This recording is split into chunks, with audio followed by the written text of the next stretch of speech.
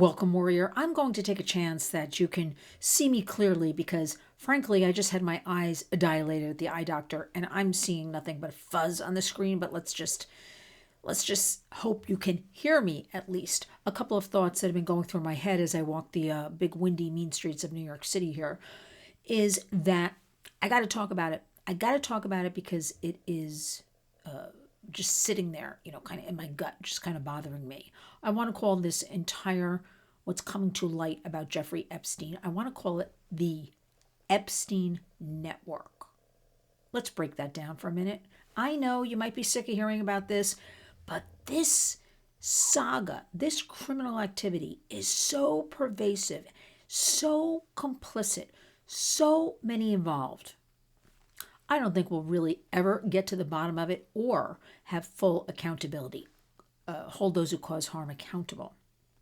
What I don't like about that is because we've had these women come forward at their most vulnerable as teenage girls or young women who relayed their stories, or the DOJ, Department of Justice, forced them when their names were revealed, forced them to relive these horrors, right?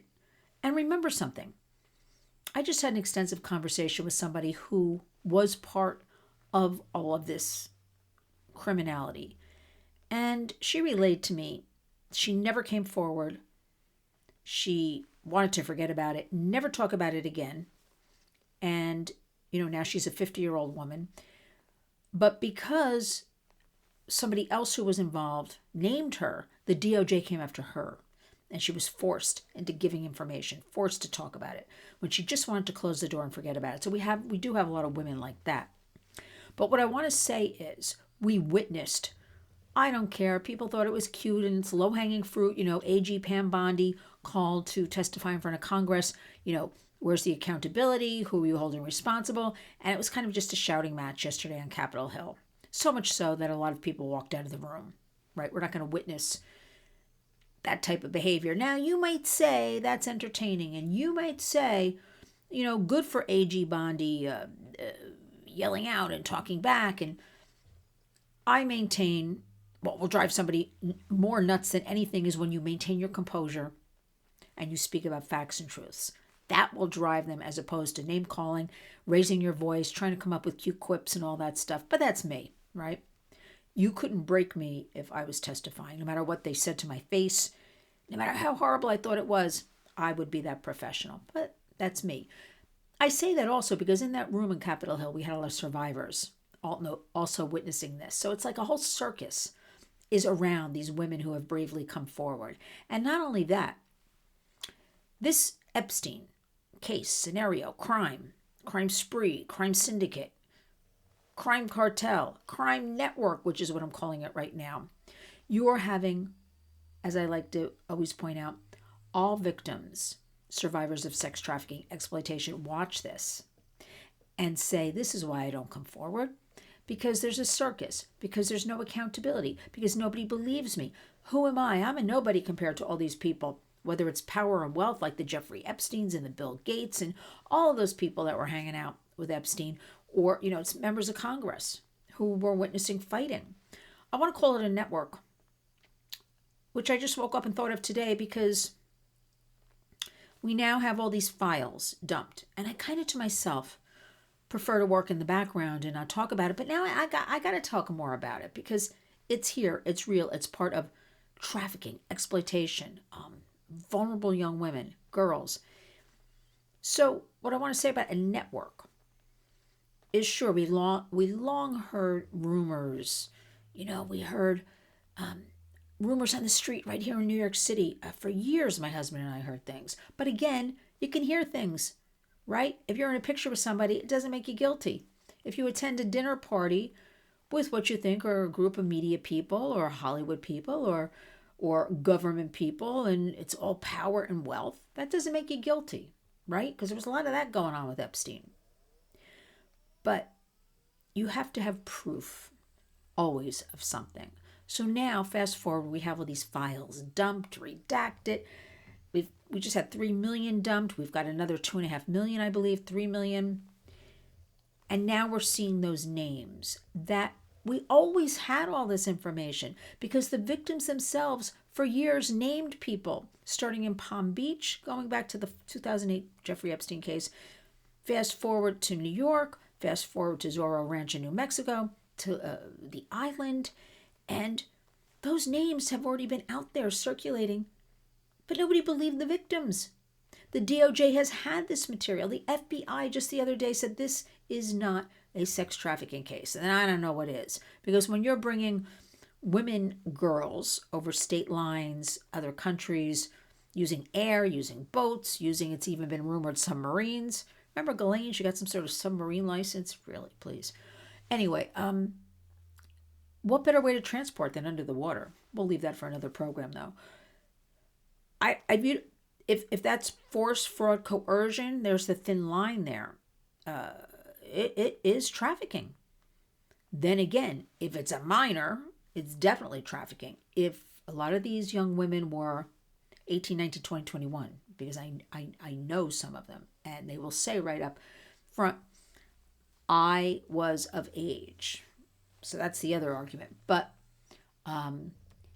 we're now seeing come forth through these files these exact names, and everybody's acting so amazed when we had all these names, the Les Weckners, Bill Richardson. He did die from New Mexico, but he was part of all this. And just the various names, the Woody Allens. And I saw Tony Hawk got married on the island and couldn't leave, he said, until you provide nude pictures. So all this disgusting behavior. And what I have to say now is there are so many that have been involved in this. If you talked the way I'm talking right now, if you talked even 5 years ago, Jeffrey Epstein, you said things like I just said, you'd be banned, you'd be scrutinized, you'd be called crazy. You can't use the P word. And use your imaginations, everybody. I think you know what I mean. You're crazy. You call everybody that. Well, you know what? And when I used to say, this behavior is all around our children. It's all around us. Whether it is entertainment, whether it is the school teacher, whether it is, the place of worship, whether it is the Jeffrey Epsteins, government. People would say, oh, you're making that up. Or you again, I'm going to go back to that, conspiracy, that C word, right? And now fast forward, doesn't it seem like the P word fits into I think you know what I mean by the P word, right? Fits into our society full circle, that so many are involved in this Jeffrey Epstein case. Now I say network, and I'll tell you why. Because I maintain that although we have trafficking, exploitation, minors of age, all of this that everybody likes to talk about, and I'm talking about it right now because I want to bring a different angle for you to think about. I'm basically told, I have very good sources, that Jeffrey was kind of a PR guy, kind of a manager, taking this one, putting it with this one, mixing up together, doing all these financial deals, when after all, the guy didn't graduate from college. No brainer here, everybody, and ended up as a chemistry or a physics teacher at the prestigious private Dalton School here in New York City. How does that happen, right? Bill Barr's father was the headmaster at the time. So we got that. I actually said to my husband a few times, how did Epstein become Epstein? There's a lot of people around, a lot of smart people. But when I've gone back and looked at interviews, I looked at Epstein recently with Bannon. That came across my computer. Of course, I looked at it. He comes out like a dumb you-know-what. This was not a savvy, smart kind of guy. So how did this all happen? We know, and my sources from women that were involved in all this, have heavily recorded in all the rooms, camera equipment, voice recorders on all the properties. And I was also told there was always a lot of talk about tech. The focus was on tech. The focus was on creating, the perfect human. Call it what you might, maybe another show. All of those things, we dare say, with recordings, voice, images, video. Along with that comes blackmail. But how did Jeffrey Epstein this not much of a guy, right? Become Jeffrey Epstein. It is very curious. That leads me into my theory that's proving true. Can't call me a conspiracy person anymore. We're seeing the names. We're seeing who's involved. The last file dump. There's a little scuttlebutt right now, like the DOJ will never release it, or they're going to release it, so we'll see what happens with that. But so many are involved. And so our whole environment seems to be full of these people. I bring this to your attention because the trafficking part, the exploitation part is horrific. But that's a small piece of the pie.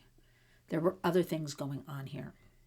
You had Andrew in the UK giving state secrets, to this dumb A person. I'll just leave it at that.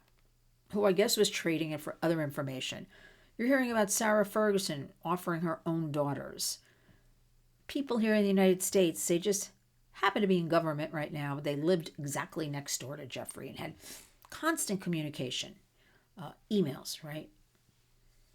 You also had Jeffrey would just take photos of himself or letters or memos, and a regular person doesn't really do that unless they're documenting blackmailing type of thing. But here's what I want to say. Don't get lost with all of this, because this is the tip of the iceberg. Will we really ever get answers? No. But in the meantime, understand power over vulnerability. There are so many vulnerable kids out there, boys and girls. And they see a story like this. They see there's no accountability. And they figure, I don't matter. Listen, it's February. It is Teen Dating Violence Awareness Month. We have 1 in 3 girls reporting. They are saying we have approximately 2,300 children missing every day. Trafficking, familial disputes, runaways are missing children. There's a lot of debate about that. Any child missing is a missing child. Let us focus while all this circus is going on. And it is indeed important because it's, think about it. It's we the people. We don't want to be exploited, taken advantage of, our children, right? In the meantime, so much more is happening and going on. Keep an eye on your kids in your own home, in your community. Understand what goes on in your schools. Remember, 90% of American children are in the public school system. It is your duty to be a class mother or father. Join the school boards. They're very powerful. They determine a lot of things for the town or city you live in, right?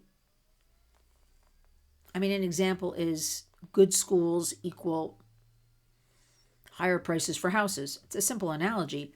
Bad schools, you lose value in your home. So the school system does a lot more than just school, okay? Get involved. You understand that you're the parent. Ask the school respectfully, what is the curriculum? What's your program with AI? What does that look like? Ask questions. Ask your child questions. I read a very interesting report from a doctor today. It makes perfect sense. I want to leave you with this. That Jew, spend 20 minutes a day with your child, uninterrupted. No devices, so no TVs, computers, phones, none of that. Whether you read together, you talk together, you cook together, you hang out together, you walk the dog together, whatever you want to do, 20 minutes. I ask you, in 24 hours of the day, you don't have 20 minutes, and how the study shows how that 20 minutes of uninterrupted attention is so good for that child. We say child, but we're talking teens too. And we know everybody's busy and running to school and clubs and jobs and errands and home, keeping the home. But 20 minutes, incorporate it into your daily life. Be a warrior. Community creates change. We have a lot going on in 2026, but it is, in my opinion, the year of change. Join us. LynnsWarriors.org. Sign up for our newsletter. Go to LynnsWarriors.org. Scroll down on the right side. I sent it out, our February newsletter yesterday, all about teen dating violence, to remind everybody, this is a problem. This is a crisis in America. These are the things we need to be talking about. However, I'll be sending it out again tomorrow, so you still have a chance to sign up for that. And be aware of events we do. Be aware of any kind of great information we put out there, vetted studies we put out that you can share and leverage the internet on your end for good. And share this valuable information because we want to empower our kids, make our families strong. So all this noise and media headlines and constant being hit over the head with a hammer, if that's what it feels like, think of the children, our future American adults, our future American leaders. Take good care of yourselves. And in the meantime, when you wake up each and every day, go out and be a warrior.